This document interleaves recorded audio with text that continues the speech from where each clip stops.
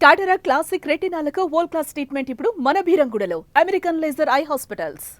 ఇప్పుడు చాలా మంది అంటే పాత వాళ్ళు సుధీర్ గారు కావచ్చు, అంతకుముందే చంద్ర గారు వాళ్ళు వెళ్ళిపోయారు అనుకోండి. ఇప్పుడు సుధీర్ గారు, తర్వాత అభి గారు, ఇలా కొంతమంది వెళ్ళిపోయారు కంప్లీట్గా. అసలు జబర్దస్త్ వదిలేశారు. తర్వాత సీను గారు కంప్లీట్గా వదిలేశారు. మీకు ఇష్టమైన సుధీర్ గారు కూడా అసలు కంప్లీట్గా కనిపించట్లేదు. ఇక్కడ కనిపించట్లేదు, శ్రీదేవి డ్రామా కంపెనీ కూడా కనిపించట్లేదు. అంటే దానివల్ల ఏమన్నా రేటింగ్స్ తగ్గిన అట్లా ఏమన్నా అనిపిస్తుందా అండి? ఆ సిమ్టమ్స్ ఏమన్నా కనిపిస్తున్నాయా? ఒకటేనండి, మీరు నాకు సంబంధించినంత వరకు ఏవైనా అడగండి, నేను చెప్తా. ఇంకెవ్వరి గురించి నేను మాట్లాడినండి. అంతేనా? మంచిగాను మాట్లాడను, చెడుగాను మాట్లాడను. మంచిగా కొంతవరకు నాతో కనెక్ట్ అయిన విషయాలు నేను మాట్లాడతానేమో కానీ వాళ్ళ పర్సనల్ డెసిషన్స్, వాళ్ళ పర్సనల్ పర్సనల్ దేని గురించి నేను మాట్లాడినండి. ఇప్పుడే కాదు, ఎప్పుడు మాట్లాడిన ఇంటర్వ్యూస్ మీరు ఏదైనా తీసుకుని చూడండి. ఎందుకంటే ప్రతి ఒక్కరు దానివల్లే నాతో చాలా విషయాలు షేర్ చేసుకుంటారండి. ఓకే, ఈయన వాళ్ళు వీళ్ళని కాదండి, వాళ్ళ పర్సనల్స్, చాలా పర్సనల్స్ కూడా నాతో షేర్ చేసుకుంటారు. బికాస్ ఇంద్రజ దగ్గర చెప్తే ఇలా విని ఇక్కడికి వెళ్ళిపోతుంది కానీ ఇక్కడికి రాదు, బయట నుంచి రాదు. నాకు తెలియదని చెప్పను, తెలిసినా చెప్పను. ఎంత క్లియర్గా చెప్తున్నారు, తెలిసినా చెప్పను అని. చెప్పనండి, ఎందుకంటే అది కాదు కదండి నా పని. ఓకే, మీరు నా గురించి ఏమైనా అడగండి, అండ్ నా పర్సనల్లో అడగండి, నా ప్రొఫెషనల్ అడగండి. అండ్ పర్సనల్లో కూడా మా ఆయనకి సంబంధించి ఓన్లీ ఆయన వరకే అయితే కూడా నేను మాట్లాడను. నేను ఆయన సంబంధించి ఏమైనా అడుగుతారా చెప్తాను. ఇంకా మా పాపను కూడా కలుపుకుంటాను. తన 9th స్టాండర్డే అయినా కానీ తనకి సంబంధించి తన పర్సనల్ కూడా నేను మాట్లాడినండి. ఓకే, అది నా పాలసీ. ఓకే, పోనీ వాళ్ళు వెళ్ళిపోయినందుకు మిస్ అవుతున్నారా మీరు? ఎందుకంటే మీతో చాలా బాండింగ్ ఉంటుంది. అబ్సల్యూట్లీ కదా, విపరీతమైన బాండింగ్. అబ్సల్యూట్లీ సిద్ధు ఒక ఎపిసోడ్ చేసాం ఎక్స్ట్రా జబర్దస్త్లో. రామ్ ప్రసాద్ గారు చాలా, అది బాగా ఈ మధ్య ట్రెండింగ్ అండి. అది మీరు రామ్ ప్రసాద్ గారు చేసింది, వీళ్ళు లేకపోవటం అది కాదు నేను అంటుంది. వాళ్ళు లేకపోతే మీరు మిస్ అవుతున్నారా? అవునండి, సూపర్. అసలు కాదు, ఆ ప్లేస్ ని మీరు రీప్లేస్ చేసి కాదండి, కాదు.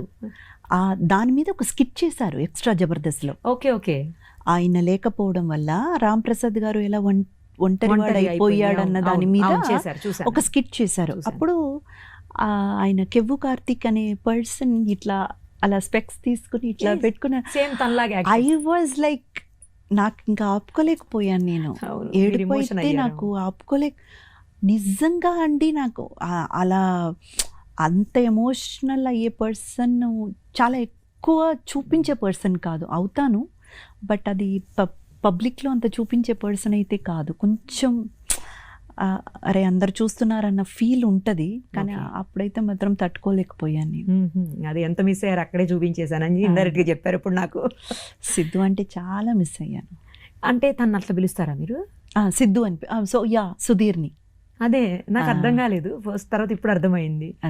ఓకే, తను మామూలుగా అందరూ సుధీర్ అని పిలుస్తారు, మీరు ఒక్కళ్ళే సిద్ధు అని పిలుస్తారు? అలా కాదండి, వారు ఒకరోజు వాళ్ళ అక్కయ్య వాళ్ళు ఒక SDC అదే శ్రీదేవి డ్రామా కంపెనీ ఎపిసోడ్కి వచ్చినప్పుడు షీ సెడ్ దట్ ఇంట్లో మేము సిద్ధు అని పిలుస్తాము అనేసి చెప్పారు. ఓహో, సో అప్పటి నుంచి ఆయన కూడా కామెడీగా కొన్నిసార్లు నన్ను రాజీ అంటారు, అంటే మా ఇంట్లో నన్ను అలా పిలుస్తారు మిమ్మల్ని. ఓహో, సో ఊరికే కామెడీ, అది అలా అలవాటు పోయి. నాన్న అని పిలుస్తారు మీరు, అమ్మ అంటాడు తను. చాలా బాగా అనిపిస్తుంది, అంటే మీ బాండింగ్ చాలా బాగా అనిపిస్తుంది అసలు. దట్స్ బికాస్ ఇక్కడ నుంచి వచ్చింది కాబట్టండి, అదేం యాక్టింగ్ కాదు, కెమెరా కోసం మనం చేసింది అయితే కాదు. అందరితో ఉండరు కదా అట్లా, ఒకరిద్దరితోనే మీరు ఉంటారు అట్లా? లేదండి, యాక్చువల్గా చెప్పాలంటే నాకు ఎవరి మీదైనా అంతే ఒక మదర్లీ ఫీల్ అనేది నాకు ఎప్పుడు ఉందండి. బట్ ద థింగ్ ఈస్, ఈయన కొంచెం స్పెషల్ అనుకోండి, దట్స్ చాలా స్పెషల్ బాండింగ్ అనమాట. కొంతమంది అయితే అంటుంటారు ఏజ్ దగ్గర ఉంటుంది ఇద్దరిది, అమ్మ కొడుకు. ఆయనకి నాకు 8 years అండి, 7 to 8 years డిఫరెన్స్. దగ్గరగా ఉంటుంది ఏజ్, అయినా కూడా అమ్మ కొడుకులా భలే ఉంటారు ఇద్దరు. బాగుంటుందండి, మీరు కూడా ఎవరి చేతనైనా అమ్మ అని అనిపించుకోండి, చాలా బాగుంటుంది. వేరే ఏ పదం కన్నా కూడా మేడం, అక్క, తొక్క, పేర్లు ఇవన్నీ తీసేస్తే అమ్మా అని ఎవరైనా పిలిస్తే చూడండి, అది చాలా బాగుంటుంది, గమ్మత్తుగా ఉంటుంది వినడానికి. యా సూపర్ అసలు. తర్వాత ప్రవీణ్ విషయంలో కూడా ప్రవీణ్ మీరు అసలు ఒకడు, మీరు దేవుడిచ్చిన అమ్మనేమో నాకు దేవుడిచ్చిన కొడుకు అనుకోండి.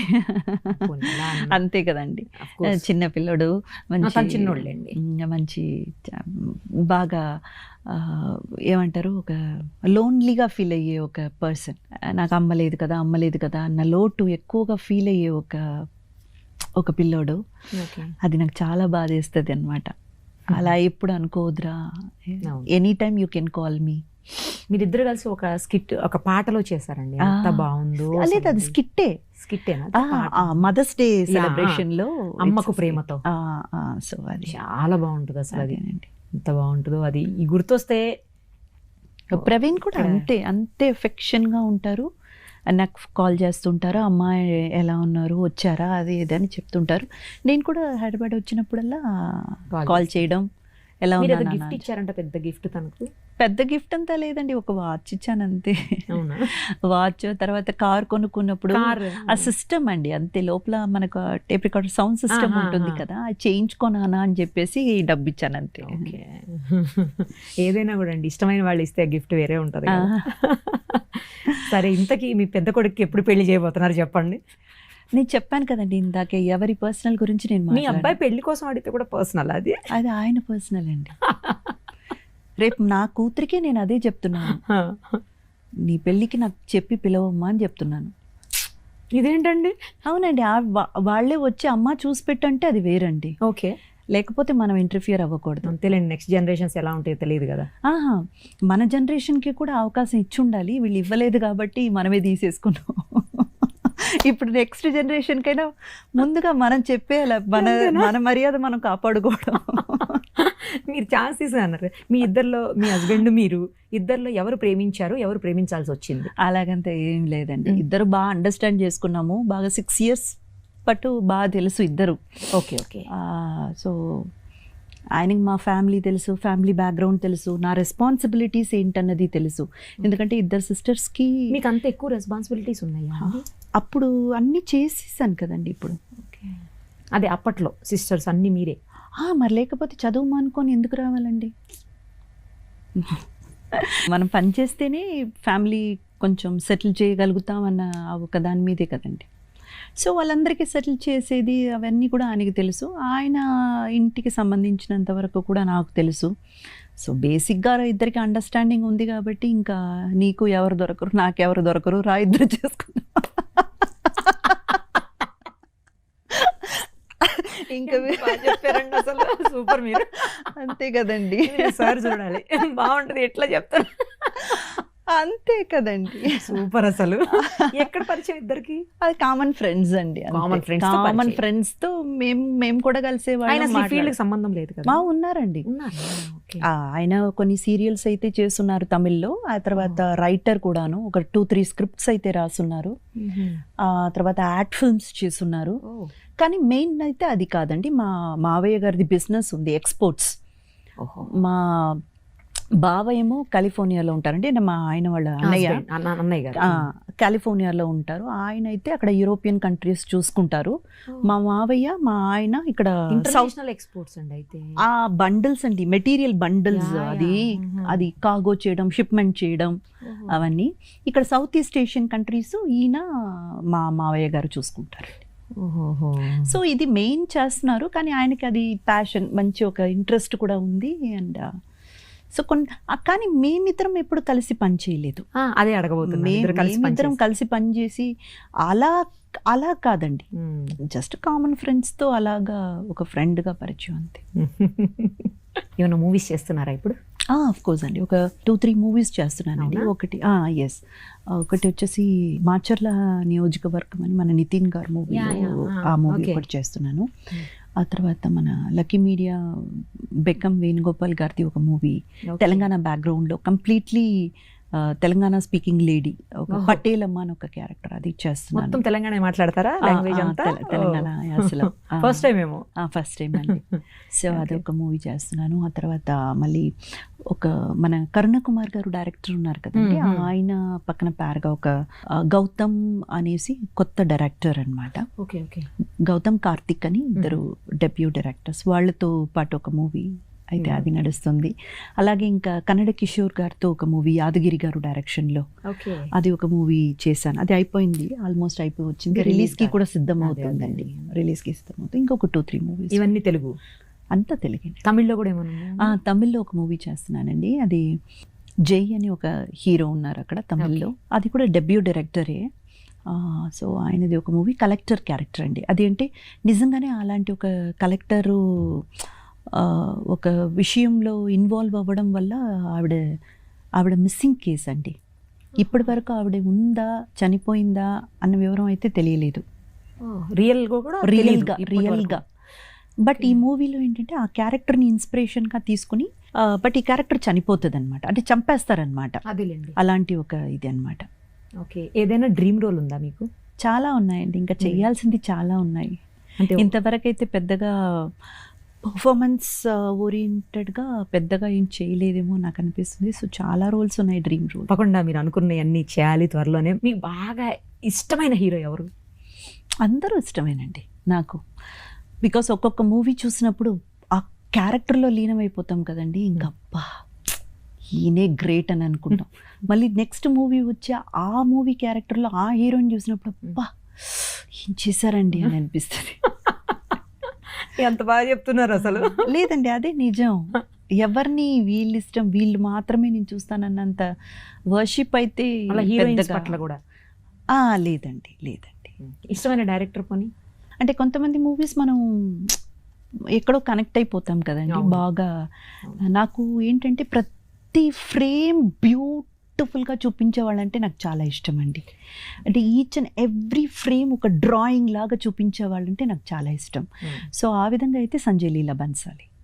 తెలుగులో గుణశేఖర్ గారు, ఆయన మూవీస్ ప్రతి మూవీ చూడండి అలా ఒక ఫ్రేమ్ టు ఫ్రేమ్ మీకు అలా ఒక బొమ్మ రాసేసి గీసేసి పెట్టిన ఒక బొమ్మలాగే ఉంటుంది. చాలా బాగుంటుంది. ఓకే. మీకు బాగా నచ్చిన మూవీ ఏది? నేను వర్క్ చేసిన మీరు దాంట్లో చేసింది కాకుండా రెండు చెప్పండి. నాకు చాలా ఇష్టమైన మూవీ నేను చేసింది సొగసు చూడతరం అండి. సొగసు చూడతారు. గుణశేఖర్ గారిది. నరేష్ గారు కదండి? నరేష్ గారు, Yeah. సీనియర్ నరేష్ గారు. అదే. సో ఆ మూవీ నా కెరియర్లో నేను చేశానని చాలా గర్వంగా చెప్పుకునే మూవీ అయితే ఆ మూవీ అండి. నాకు చాలా ఇష్టం అనమాట. మీరు చాలా బాగా కనిపిస్తారు. అవునండి కదా? అవును. గుణశేఖర్ గారు అండ్ మన డిఓపి వచ్చేసి గుణశేఖర్ గారు అండి ఆ మూవీకి. ఓకే, నాకు అంత ఐడియా లేదండి. కొట్టకండి ఇప్పుడు. Okay, okay. నాకు నిజంగా తెలియదు ఆయన డైరెక్టర్, కానీ నాకు ఆ మూవీ చాలా ఇష్టం. పర్లేదు. ఎందుకంటే ఆ మూవీలో మీరు బాగుంటారు. అఫ్ కోర్స్ యమలీలలో కూడా బాగుంటారు. నేనే చెప్పానుగా నరేష్ గారని. అవునా? చూడకపోతే ఎట్లా చెప్తాను నేను నరేష్ గారని? కదా? అవునా కాదా చెప్పండి. నరేష్ గారని చెప్పానా చెప్పలేదా? నాకు కొంచెం టైం ఇవ్వండి, ఇది డైజెస్ట్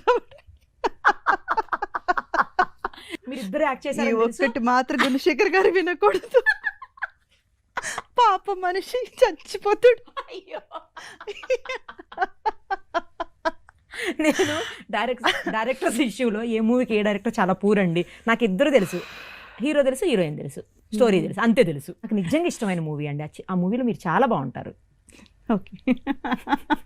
నరేష్ గారని చెప్పానా లేదా చెప్పండి. మీరు బాగుంటారని చెప్పానా లేదా?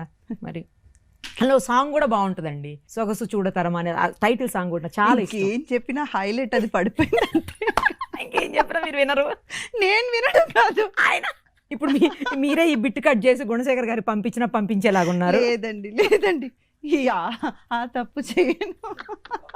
మీరు యాక్ట్ చేసినవి కాకుండా వేరే మూవీస్ అంటే ఏది ఇష్టం? కలేజా, మహేష్ బాబు గారు. త్రివిక్రమ్ గారిది.